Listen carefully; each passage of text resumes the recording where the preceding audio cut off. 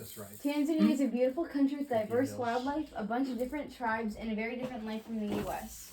In Tanzania, you will find open-air markets, the Maasai, a bunch of national parks, diverse wildlife, and much more. There's a lot to do in Tanzania, so you won't be bored unless you're just on the highway in the middle of nowhere. So Karibu, let's welcome to you a closer look into Tanzania. The Maasai live in circular houses near Ngorongoro crater where there's a lot of wildlife and big forests so they can feed their cattle grass and take walks. The Maasai used to live in Serengeti National Park, but then they signed a contract that wouldn't let them live in Serengeti ever again. They lost about 500,000 square miles of land when that happened because Serengeti is about 800,000 square miles and Ngorongoro is about 300,000 square miles. The government is trying to make them sign a contract that would force them out of Ngorongoro as well, but they won't do it. The Maasai are known for their high jumps and beadwork. They can jump about 2 feet into the air because they practice that starting when they're from 7 to 10 years old. To do beadwork, you need a bunch of tiny beads and either thin metal or string. Beadwork is very precise and it takes time.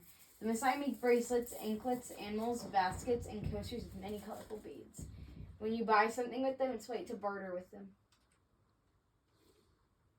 Zebra are very horse-like creatures, although they can't carry heavy loads. They have a very weak spine, so if they carry something on their back, their spine will give out. They live in herds with other zebra and sometimes wildebeest. Even though their fur is white with black stripes, their babies have brown stripes. When you drive by them, they either run away or stare at you like, yeah, whatever, it's Monday. Sometimes they stand in the middle of the road, and when they see you coming, they bolt away at the last second. Sometimes others run across the street at the last millisecond. Lions try to hunt them. Sometimes the zebras pack a very powerful kick that can be deadly. Wildebeest are animals that like to hang out with zebras or in big herds with other wildebeest. Wildebeest are a favorite target of lions and often get killed. Baby wildebeest look a lot like their parents, except their horns stand straight up and adults have curved horns. Just like zebra, they hang out in the middle of the road until the last second. When they see that you're a few feet away, they sometimes run away, saunter across the street, or just stand there looking at you like you're crazy. 'Cause you are. Lions or cats like to prey on zebra, and especially wildebeest. Desperate lions will sometimes hunt elephants, Cape buffalo, or giraffe. When it gets hot, lions will hang out under trees, on shady rocks, and might even climb trees to stay cool. When lions try to hunt Cape buffalo, the hunt could go with a dead buffalo, a dead lion, both of them dying, or none of them dying. Lions can also get injured when hunting zebra. Leopards live alone except when they're taking care of their babies.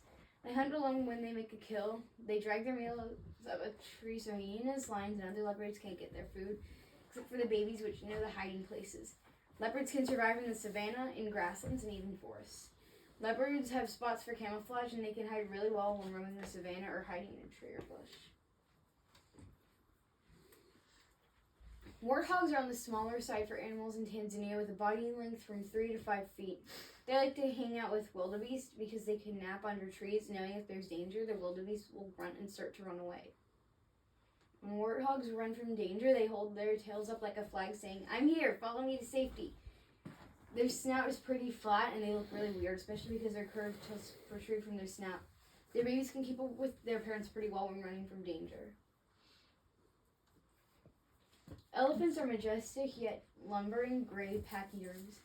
They are hunted for their tusks, which is now prohibited, so they are making a comeback. Cattle egrets like to hang out on the backs of elephants, picking off bugs or just getting a free ride. Elephants look scary to lots of other animals, so they will probably run away if they see an elephant. To define an old elephant from a young elephant, look at the tusks. The older the elephant, the longer the tusks. Babies start growing their tusks when they're 3 to 4 years old. They fan out their ears to keep cool on hot days. Cape buffalo are big, grumpy-looking animals. They're often seen in small herds of 4 to 5 buffalo. They don't usually interact with other animals unless a predator is chasing them, like lions that are desperate for food. Even then, the hunt could end either way because the buffalo have a powerful kick and sharp horns. The reason why Cape buffalo look grumpy is because of their horns and their face. Their face looks like someone tried to smash it in, and the horns don't exactly help their appearance. Black rhinos are one of the most endangered species on Earth, so if you see even one rhino, you're extremely lucky. They're poached with their horns, which are made of the same material as their fingernails, so the poachers should just collect their old clippings.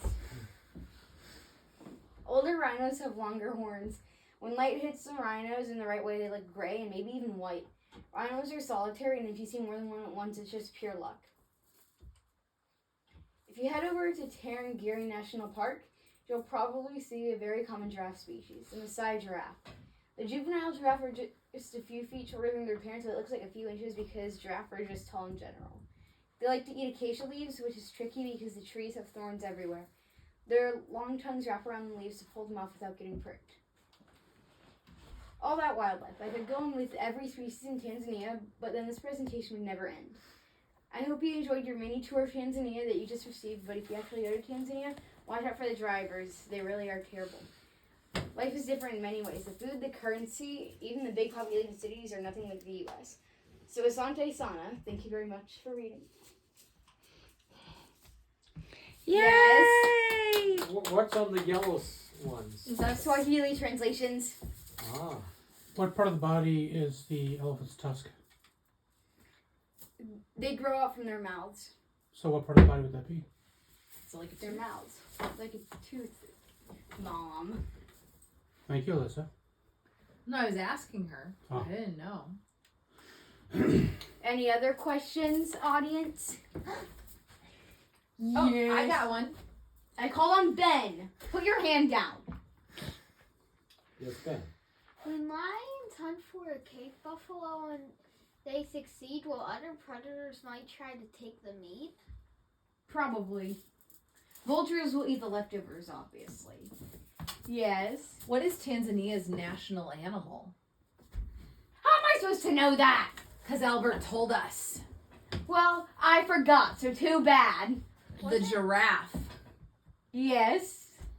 If they look white or gray, why are they called black rhinos?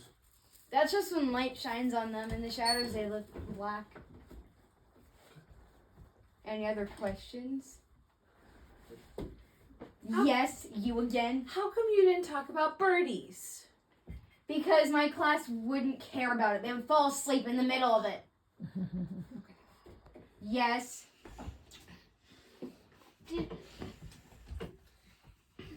I know that the lions hunt in packs. Do the other predators sometimes team up on the lions if they both want the same meal? They can if they want, but it's extremely rare. You first. Which country is Kilimanjaro located in? Tanzania. Okay, so if it's the tallest mountain in Tanzania, Kilimanjaro. what's the tallest mountain then on the continent? Kilimanjaro. There you go. Good question. Tell everybody more about the primates that you saw. Oh, right. The baboons were stealing food from the markets, and the vervets were climbing trees at the hammer cup. That's all you guys say? Well, I'm keeping it simple because the presentation is technically over. Thank you so much. Thank you.